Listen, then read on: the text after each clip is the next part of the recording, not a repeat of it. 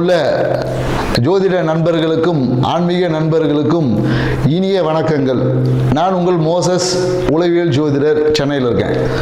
இந்த சனி பெயர்ச்சி ஏன்னாக இன்னைக்கு எந்த யூடியூபை திறந்தாலும் சனி பெயர்ச்சி, 7.5 சனி, 8.5 சனி, 9.5 சனி, இப்படின்னு பார்த்தீங்கன்னா அஷ்டம சனி, அர்த்தாஷ்டம சனி, இப்படி பல சனி பகவானை பற்றின ஒரு பயமும் பீதி அப்படியே வைத்த யூடியூப்பை பார்த்தா முடிஞ்சு போச்சு அன்றைக்கே லைஃப்ன்ற மாதிரியான தகவல்கள்.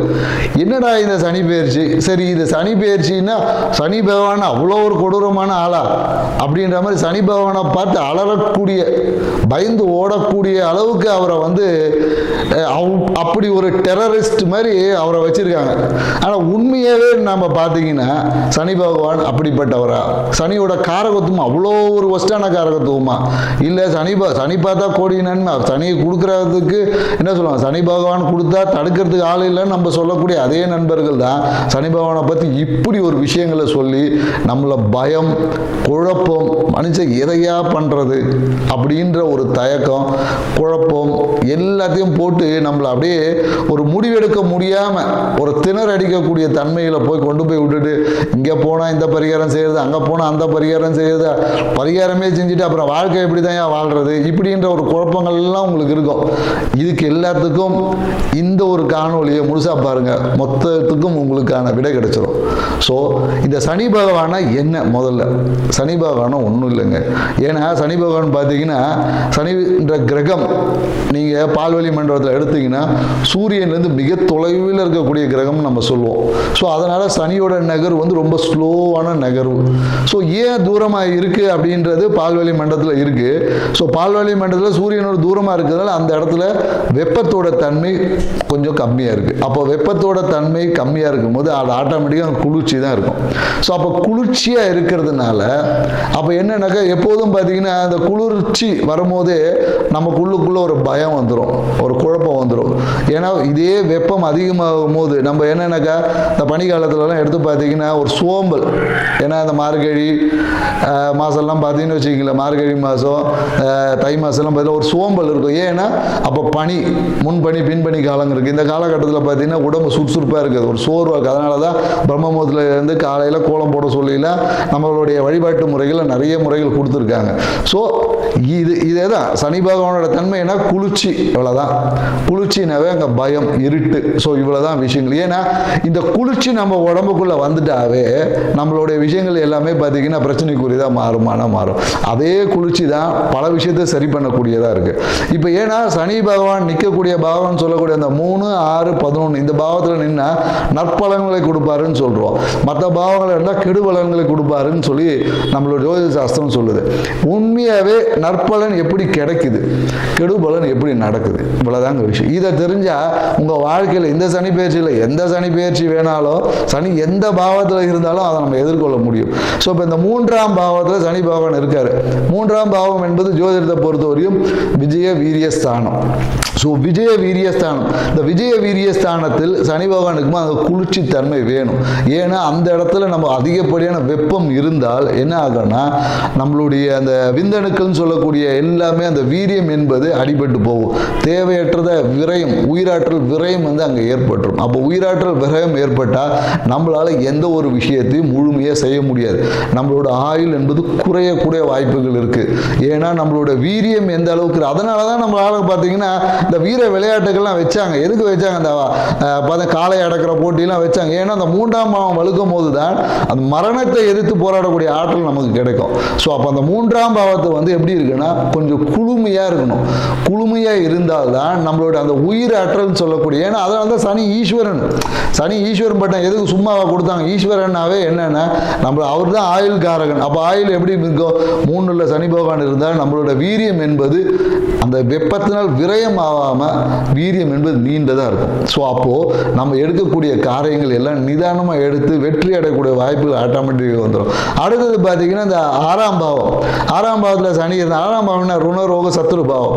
ஸோ இந்த பாவம் என்ன பண்ணும் அப்படின்னு பார்த்தீங்கன்னா வச்சுங்களேன், ஒரு மனுஷனுக்கு ஒரு வியாதி எதனால் வருது அப்படின்னு சொல்லி மருத்துவம் சொல்லுதுன்னா வெப்பத்தால் தான் வருது. அதாவது என்ன சொல்லுவாங்கன்னா மருத்துவத்தில் என்னடா இது ரொம்ப மருத்துவமாக பேசுகிறேன்னு சொல்லு. ஏன்னா இன்னைக்கு வாழ்வியலுக்கு இதுதான் தேவை இருக்குது. உங்கள் வாழ்வியலே ஒட்டி தாங்க ஜாதகமும் நடக்குது, எல்லாமே இருக்குது. ஸோ அல்கலைன் அசிடிக் கண்டிஷன், உங்கள் உடம்பு எப்போ அசிடிக் கண்டிஷன் வருதோ, அசிடிக் கண்டிஷன் என்பது வெப்பம், அல்கலைன் என்பது குளிர்ச்சி. அப்போ நீங்கள் குளிர்ச்சி என்பது சனி பகவான் தான் குளிர்ச்சி. அங்கே குளிர்ச்சி அல்கலைன் என்பதே சனி பகவான். ஏன்னா நீங்கள் லெமன் சால்ட் போடும் போது அது அல்கலைன் வாட்டர். அப்போ அல்கலைன் சனியோட காரகத்துவம் தான் எலுமிச்சம் பழமே. ஸோ அப்போ அங்கன்னா அல்கலைன் வாட்டர் என்பது சனி பகவான் தான். அப்போ கேன்சரை குணமாக்கக்கூடிய ஆற்றல் கூட அதில் இருக்குன்னு தான் சொல்ல. அல்கலைன் வாட்டர் குடித்தா கேன்சரை குணமாகும் என்று இன்னைக்கு மருத்துவம் ஒத்துக்குது. ஸோ அப்போது அந்த ருணரோக சத்துரு 6ஆம் பாவத்தை சனி பகவான் இருந்தால் இருக்கக்கூடிய மொத்த நோயும் காலி, நோயே இல்லை. எதிரி என்பதே நமக்கு கிடையாது, எதிரியே நண்பன் ஆயிடுவான்.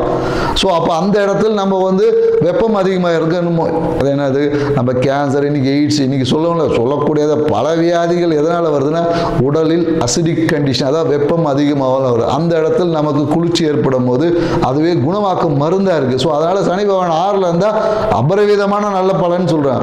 அதே 11ஆம் பாவம் லாபஸ்தானம், மனமகிழ்ச்சி. இப்போ லாபம் மனமகிழ்ச்சி எங்கே இருக்கும்னா இப்போ நம்ம மனமகிழ்ச்சிக்காக எங்கே போகிறோம்? ஊட்டி கொடைக்கானல் தான் போகிறோம். ஊட்டி கொடைக்கானல் என்ன குளிர்ச்சியான பிரதேசங்கள், மலை பிரதேசம் போகும்போது ஹாப்பியாக ஹனிமூன்லாம் போகிறாங்க. எதுக்கு போகிறாங்க?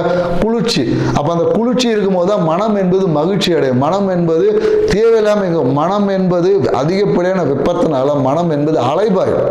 ஆனால் அந்த இடத்துல அலை போயாமல் அப்படியே கூலாக நிற்கும் போது உங்கள் லாபம் மன மகிழ்ச்சியெல்லாம் பெருகும். ஸோ அப்போ இந்த சனி பெயர்ச்சி, ஏன்னா இந்த அறிவியல் பூர்வமாக சில விஷயங்களை ஏன் இங்கே நம்ம சொல்கிறோன்னா, எல்லாரும் ஆன்மீக ரீதியாக நிறைய கருத்துக்கள் சொல்லியிருப்பாங்க. இங்கே அறிவியல் பூர்வமாக ஏன் சொல்லணும்னா, இன்னைக்கு மக்கள் அறிவியலை தான் நம்புகிற, அறிவியல் சொல்ல தான் ஏற்றுக்கு நம்ம இன்னைக்கு போகிறோம். அப்போ அறிவியல் பூர்வமாக ஒரு விஷயத்தை அணுகும் போது இந்த சனி பயிற்சியில் எந்த கிரக பயிற்சியும் இலகுவாக நம்மளால் கடந்து அந்த தன்மையிலேருந்து நம்ம ஜெயிச்சு மேன்மை பெற முடியும். நம்ம வாழ்க்கையை அடுத்த ஒரு நிலைக்கு கொண்டு போக முடியுமானா கண்டிப்பாக முடியும். ஸோ அதுதான் நம்ம இங்கே சொல்ல வருது. ஏன்னா இந்த கோயில்கள் நிறைய பரிகாரங்கள் சொல்லப்படுது. இந்த கோயிலுக்கு போனால் என்ன நடக்கும்னா, நம்மளுடைய ஏன்னா சனியோட தத்துவம் பார்த்தீங்கன்னா ஆகாய தத்துவம். அதாவது என்னன்னாக்கா கோயில்கள் எல்லாமே விமானம் வச்சிருப்பாங்க. பழங்காலத்து கோயிலில் பார்த்தீங்கன்னா இந்த 12 வருஷம் இந்த குடமுழுக்கெல்லாம் போடுவாங்க, அந்த விமானம் சொல்லுவாங்க. அந்த விமானம் என்பது என்னன்னாக்கா பிரபஞ்சத்தோட தொடர்பு இருக்கும். அப்போ அந்த விமானத்தின் வழியாக நீங்கள் கோயிலுக்கு போக உங்களோட ஆகாய தத்துவம் என்பது விரிவடையும்.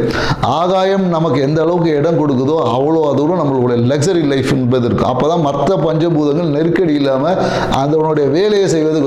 அப்போ ஆகாயம் என்பது அந்த இடத்துல விரிவடையும்.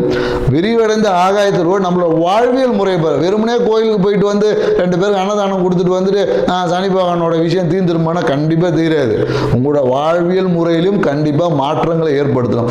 அப்படி ஏற்படுத்தக்கூடிய மாற்றம் மட்டும்தான் இந்த சனி பயிற்சியிலிருந்தும், எல்லா சனி பயிற்சியிலிருந்தும், எல்லா கிரக பயிற்சியிலிருந்தும் உங்கள் வாழ்வியை மேன்மை அடைய முடியும். அந்த ஒரு விஷயத்தை தான் நம்ம ஒவ்வொரு ராசி பிரகாரம் இப்போ நம்ம பார்க்க போகிறோம். ஸோ வாங்க நம்ம போகலாம். தனுசு ராசிக்காரங்களுக்கு அவங்களோட தந்தைக்கு வந்து தந்தை சார்ந்த விஷயத்தில் ஒரு கவனம் தேவை. ஏன்னா அந்த தந்தைக்கு வந்து ஒரு ஆப்ரேஷன் அந்த மாதிரியான ஒரு விரைய செலவுகள் ஏற்படுறதுக்கான வாய்ப்புகள் அதிகமாக இருக்குது. அதே மாதிரி தந்தையோட சொத்து சார்ந்த விஷயத்தில் ஏதாவது ஒரு டிஸ்பியூட் வரும். ஸோ அதனால் இப்போவே அதுக்கு தயாராகிக்குங்க. ஸோ அதை ஏதாவது அப்படி இருக்கும் பட்சத்தில் அதை நீங்கள் சரி பண்ணிக்கிங்க. மேலும் என்ன சொல்லலாம் அப்படின்னா, உங்களுக்கான பரிகாரம் என்னன்னாக்கா உங்களுடைய உணவு முறை தான். உணவு முறையை நீங்கள் சரி செய்துக்குங்க, வாழ்க்கை முறையை சரி செய்துக்குங்க. தனுசு ராசி நம்ம பார்த்தீங்கன்னா என்ன சொல்லணும்னா, அந்த இதயம் சார்ந்த பிரச்சனை வரும்னு சொல்லணும். நீங்கள் ரொம்ப பயப்படலாம் தேவையில்லைங்க. உங்களுடைய சுய பிறப்பு ஜாதகம் இருக்குல்ல, அதை வச்சுட்டு கொஞ்சம் பாருங்கள். ஏன்னா இந்த காலகட்டத்தில் அதில் ஒரு சின்ன ஒரு பிரச்சனை வரதுக்கான வாய்ப்புகள் இருக்குன்னு சொல்லியிருக்கோம். பயப்பட தேவையில்ல. ஒரு டெஸ்ட் எடுத்து பார்த்துங்க, சுய ஜாதகத்தை பார்த்தா தான் நம்ம அது முழுமையான விஷயங்களை சொல்ல முடியும். இதோட தன்மைகள் குறையணும் அப்படின்னாக்கா வாக்கிங், உடல் பயிற்சி, இதுதான். இன்னொன்று என்னன்னாக்கா உங்களுடைய அந்த பரபரப்பை கொஞ்சம் இது பண்ணிட்டு யோகா, மெடிடேஷன் தான் உங்களுக்கான தீர்வே தரும். ஏன்னா மனம் என்பது இந்த காலகட்டத்தில் ரொம்ப வேகமாக செயல்படும். ஸோ அதனால் அதை தன்மைகளை குறைக்கிறதுக்கு நல்ல யோகா பண்ணுங்கள். சின்ன வாக்கிங் எக்ஸசைஸ், ரொம்ப ஏன்னா நீங்கள் ரொம்ப பரபரப்பாக ஆக்கிடுவீங்க. ஸோ அதனால் ரிலாக்ஸ் எக்ஸசைஸ் தான் உங்களுக்கு தேவை. புரியுதுங்களா? அதனால தான் உங்களுக்கு யோகா பண்ணுறது. நீங்கள் இந்த காலத்தில் ஓடுறது, ஓடியாடுறது இதெல்லாம் இருக்காது. ஏன்னா வாழ்க்கை உங்களை துரத்தி ஓடக்கூடும். ஸோ அப்போ நீங்கள் என்ன பண்ணால் ரிலாக்ஸேஷன் தான் உங்களுக்கான மிகப்பெரிய ஒரு பரிகாரமே. ஸோ வாழ்க்கை எந்த விஷயத்தையும் ரிலாக்ஸாக ஹேண்டில் பண்ண கற்றுக்குங்க. உங்கள் வாழ்க்கை ரொம்ப ஹாப்பியாக இருக்கும். நன்றி, வணக்கம்.